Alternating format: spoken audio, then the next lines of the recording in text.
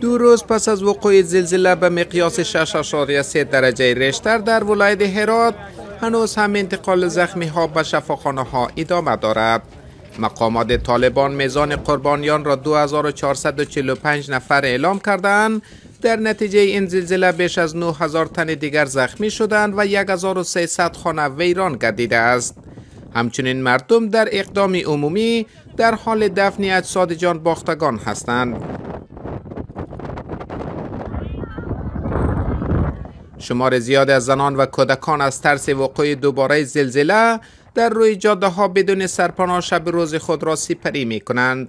با اون که روند کمک رسانی به آسیب دیدگان ادامه دارد، اما این کمک ها ناکافی عنوان شده است. که مامان به خونه گه خبم دم در دخترکا میدو بازی میکرد. یک کسی همسایه بود خود ما بود. همینجا میدو بازی میکرد. همین که دو لخ بخسبید به سرم. مثل جاله و بارش انمیت باشد زیر خاکا شده زیر کلا خاص سرمان باش که ساعت که دخترکا هم یک قیق میکشه مر بدر که قیق کشتن براجه مثل کمره کر بدر کنه سری بدر کنه نه مارق براجه بدر کنه کسی به داد من نرسید برا دیگه او خوب عمر دختر دیگه من خوب گم شد نمینه برا برخی ساکنان محل که برای نجات افراد زیر آوار کمک کردند وضعیت را چنین تعریف میکنند.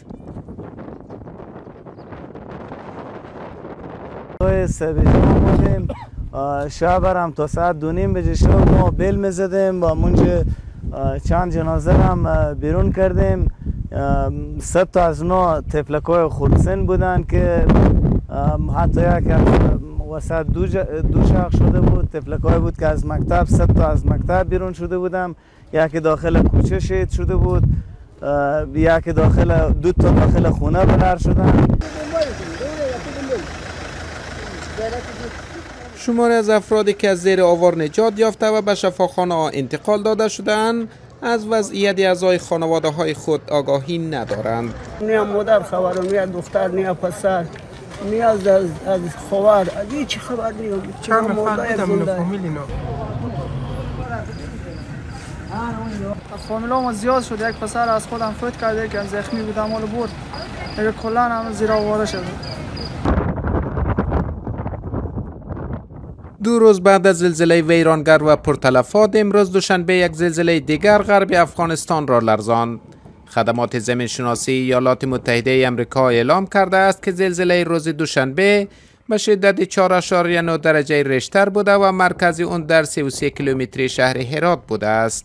این زمین لرزه پس از زلزله‌ای که در سرحد ترکیه و سوریه در ماه فوریه رخ داد، یک از مرگبارترین زمین لرزه های جهان در سال جاری است.